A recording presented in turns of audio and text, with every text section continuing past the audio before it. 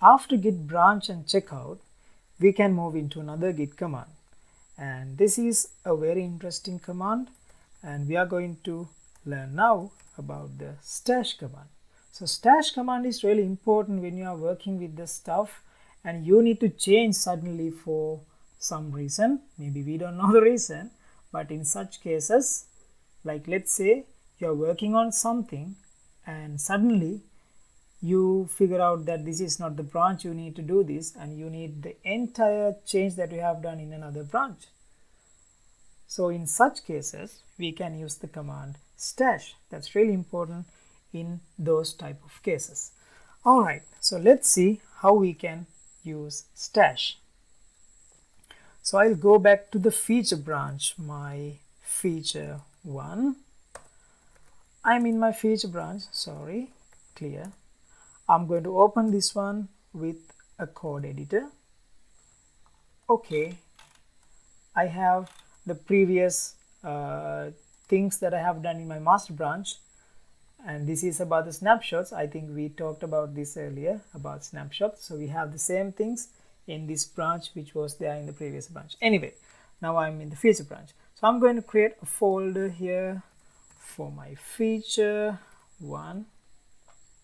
This is not a folder. We delete this. I'm sorry. We create a folder, okay? Feature 1. And inside that I'm going to create another file, index.html. Where am I? Okay, index.html. Right. So I'm in the feature. I'm in my file for the feature 1. I'm going to do some code. Okay, F1. A wonderful code. So I have done the change, and I'm going to do a commit. You know how to do the commit, right? We can do the status. All right, git add to add into the staging area. We can see the status. It's in the green light. We can commit now. I'm going to commit this one with F1. That is the same as my code, just to be clear with the track. Okay, and fine. If I check the git log, I have the M1 from the master branch and F1 from the feature branch. All right. Okay, fine. Now back to the code. You're going to do something stupid here. You type F2, which should not be in feature 1 but should be in feature 2 branch. So think like this has 100 lines and you can't just copy and paste the things, right? You can just cut and paste. That obviously that is possible, but it's not nice. That's where this stash command comes in handy. All right, let's do that. We can just do a status and check what are the things that we have done. All right, we have this command. Actually, there's another nice command to check the differences between the files.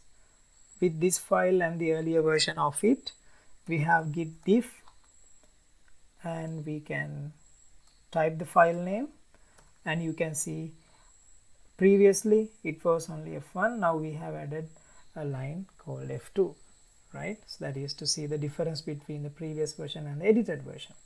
Anyway, that's not the case. This is about the stash. We can type git stash and save, and we can save the current changes into a separate file. So we can give a name here. So I will give modified feature 2, right? So I'm going to hit enter. Now it says it's saved. Now in feature 2 it is on the stash. So now if I go back to the code, you can't see the F2 because why? We have deleted that one and added into a stash area. It's kind of a area where we keep the changes and we can apply into anywhere we want. Now we don't have any changes, right? Now to check the stash list, we can type stash list, and this is a stack you know how a stack works, right? Push and pop methods are there. In this stack we can have our stash. This is the stash ID, and this is the message that we give when we are saving, and this is the branch. All right. Okay. To apply the stash into this feature again, we have git stash pop. When we do a pop, what happens is it will take the latest command, latest stash, and apply into the current branch. Alright, now it is applied and your changes are back in, right? F2 is there. So that's git stash pop. Okay, so let's say we are going to rewind this one again. Let's say you haven't done anything with the stash, and okay, I want to show you something else. If I check the git stash list now, that is not there, because when you do a pop method into a stash, it will remove it from the stack. Okay, right, that part is also done. Alright, so that is about the git stash pop.